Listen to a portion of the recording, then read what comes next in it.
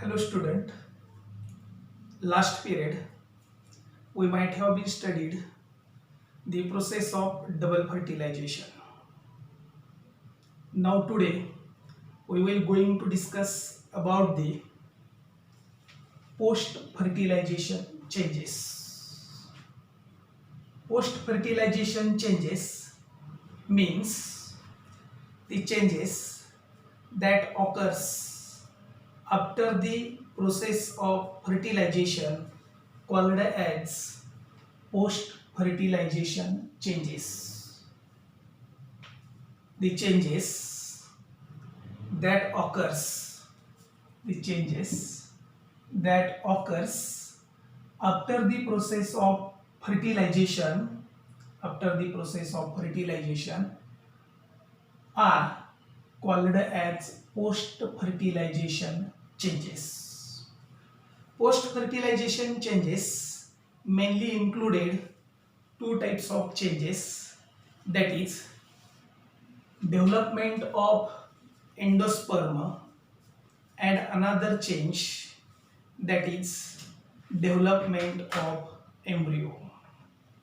Now we will first discuss the development of endosperm. Firstly, the definition of endosperm. Endosperm is developed by the many mitotic division of the primary endosperm nucleus, which is responsible for the formation of many nutritive tissues called as endosperm. The primary endosperm nucleus divides many mitotic divisions to form a nutritive tissue. To form a nutritive tissue is called as endosperm. Thus, on the basis of mode of development, that endosperm is mainly divided into three types, that is nucellar type of endosperm, then cellular type of endosperm, and third one is called as halobial type of endosperm. In nuclear type of endosperm, this is most common type of angiospermic endosperm. Nuclear type of endosperm is a most common type of angiospermic tissue. Angiospermic, this is a most common angiospermic endosperm. During the development of this type of endosperm, primary endosperm nucleus, this is a nucleus of the primary endosperm. That means primary endosperm nucleus divides mitotically to form large number of nuclei.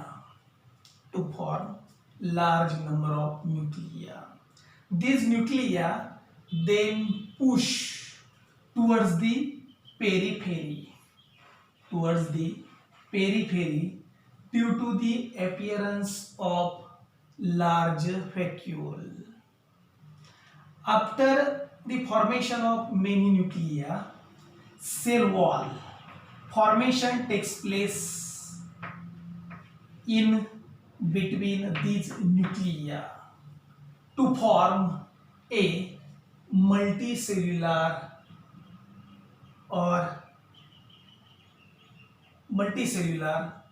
or many cellular endosperm.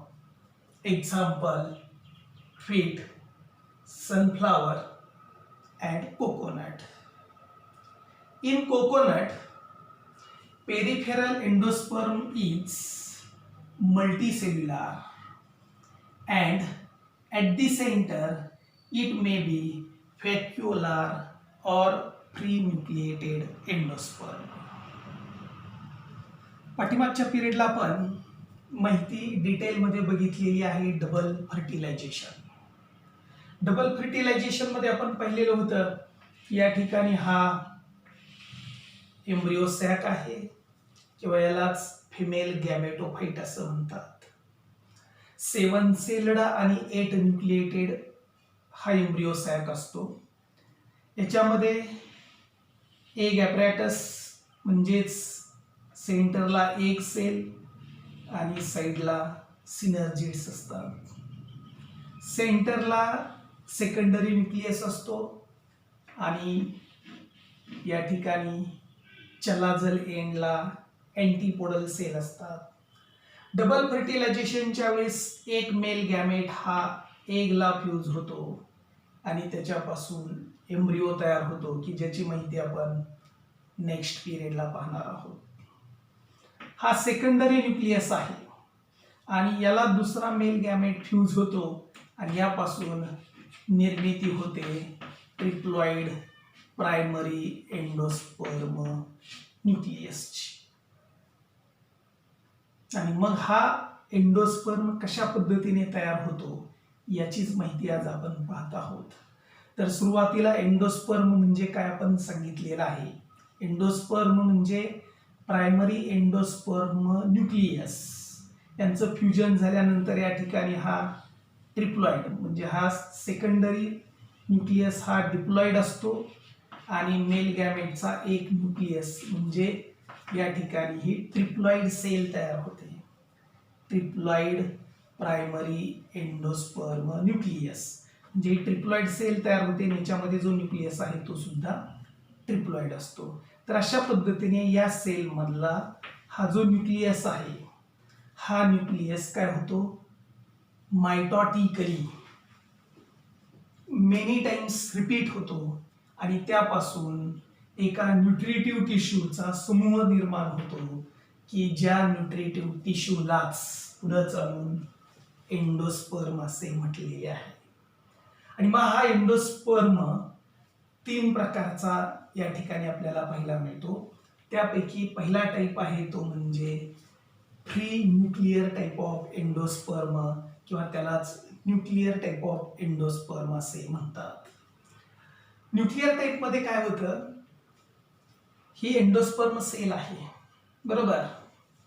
He endosperm sale आहे, हिच्यामध्ये हा nucleus आहे की जो triploid आहे. ह्या endosperm सेलचा हा जो nucleus आहे तो मायटॉटिकली मेनी टाइम्स डिवाइड होतो. हा न्यूक्लियस आहे, ह्याच्या अनेक मायटॉटिक डिव्हिजन घडून येतात आणि त्या ठिकाणी भरपूर अशा न्यूक्लिया तयार होतात की ज्या फ्री असतात. फ्री न्यूक्लिया तयार होतात आणि मग ह्या फ्री न्यूक्लिया काय केल्या जातात, ह्या सेलच्या पेरिफेरलला कडेला पुश केल्या जातात. कशामुळे तर या ठिकाणी सेंटरला एका रिक्तिकेची निर्मिती होते due to formation of vacuole at the center of endosperm cell. Many nuclei are pushed towards the periphery. ह्या एकदा कडेला गेल्या की लगेच यांच्यामध्ये वॉल फॉर्मेशन म्हणजे सेल वॉलची निर्मिती होते आणि अशा पद्धतीने या ठिकाणी बहुपेशीय मेनी सेल्युलर किंवा मल्टीसेल्युलर एंडोस्पर्मची निर्मिती होते. ज्याच्यामध्ये आपल्याला एक्झाम्पल सांगता येईल व्हीट, सनफ्लावर आणि कोकोनट. बऱ्याच वेळेस आपण म्हणतो की देवाची देणगी आणि नारळात पाणी. तर जे पाणी आहे तो ऍक्च्युली न्यूक्लियर एंडोस्पर्म आहे, फ्री न्यूक्लियर एंडोस्पर्म. आणि साईडचा जो आहे तो मल्टीसेल्युलर, जो आपण नारळ खातो तो मल्टीसेल्युलर एंडोस्पर्म असतो. तर सेंटरचा जो असतो तो फ्री न्यूक्लियर एंडोस्पर्म असतो. नंतर माहिती बघणार आहोत आपण cellular type of endosperm. In this type initially nucleus of endosperm cell divides many times to form the many nuclei like nuclear type. But in this type, after the formation of many nuclei, immediately wall formation takes place in between these nuclei, so that from the beginning or right from the beginning it becomes a cellular सुरुवातीपासूनच अनेक सेलची निर्मिती होते आणि म्हणून याला नाव दिलं cellular type of endosperm. Example सांगता येईल बाल्सम किंवा ॲडोसा. माहिती पाहणार आहोत नंतर आपण तिसरा type helobial type of endosperm. सीईटीला प्रश्न विचारला जातो which one of the following is a intermediate type of endosperm. तर उत्तर साहजिकच असणार आहे हेलोबियल टाइप ऑफ एंडोस्पर्म. सीईटीचा प्रश्न विचारला जातो which one of the following is a most common type of endosperm. उत्तर असणार आहे तुमचं न्यूक्लियर टाइप ऑफ एंडोस्पर्म. पहा या ठिकाणी हेलोबियल मध्ये काय होतं. Helobial endosperm is found in the order helobiales of the monocotyledons. मोनोकॉटिलिडॉनची ऑर्डर आहे हेलोबियल्स आणि ह्या हेलोबियल्स ऑर्डर मध्ये हा आपल्याला पहिला मिळतो की जो इंटरमिडिएट असतो. इंटरमिडिएट म्हणजे ह्या दोघांच्या मधला न्यूसेलरच्या आणि सेल्युलरच्या मधला असतो आणि म्हणून त्याला इंटरमिडिएट असं म्हणतात. आणि अशा प्रकारचा हा इंटरमिडिएट एंडोस्पर्म आपल्याला मोनोकॉटिलिडॉनच्या ऑर्डर हेलोबियल्स मध्ये पाहायला मिळतो. याच्यामध्ये होतं काय सुरुवातीला हा जो न्यूक्लियस आहे एंडोस्पर्म सेलचा हा डिवाइड्स मायटॉटिकली. हा या ठिकाणी ही एंडोस्पर्मची सेल आहे, हा न्यूक्लियस आहे, हा मायटॉटिकली डिवाइड होतो आणि त्याच्यापासून दोन न्यूक्लिया तयार होतात. After the formation of two nuclei there is a transverse division in between these two nuclei, so that there is a formation of two unequal size cells. The larger cell is present towards the micropylar end. लक्षात ठेवा इथं मायक्रोपाईल म्हणजे लहान, मायक्रोपायलर एंडच्या बाजूने मोठी sale असते, तर चलाजल एंडच्या बाजूने जी सेल असते ती स्मॉलर सेल असते. ह्या दोन्ही सेलमध्ये न्यूक्लियस आहे. हा न्यूक्लियस पुन्हा रिपीटेडली मायटॉटिकली डिवाइड होतो, म्हणजे अनेक न्यूक्लिया पुन्हा ह्या दोन्ही सेलमध्ये तयार होतात. After that there is formation of wall in between the nuclei and to form a multicellular endosperm towards the micropylar chamber. आणि पर्टिक्युलरली मायक्रोपायलर चेंबर किंवा मायक्रोपायलर एंडच्या बाजूने ज्या न्यूक्लिया असतात त्यांच्यामध्ये वॉल फॉर्मेशन होते आणि त्या ठिकाणी आपल्याला मल्टीसेल्युलर एंडोस्पर्म पाहायला मिळतो. एक्झाम्पल सांगता येईल याचं एस्पोडेलस हे एक्झाम्पल आपल्याला हेलोबियल टाइप ऑफ एंडोस्पर्मचा सांगता येईल. अशा पद्धतीने या ठिकाणी एंडोस्पर्मचे तीन टाइप आपल्याला सांगता येतील. Free nuclear type, cellular type. Free nuclear म्हणजे भरपूर प्रमाणामध्ये फ्री न्यूक्लियर असतात.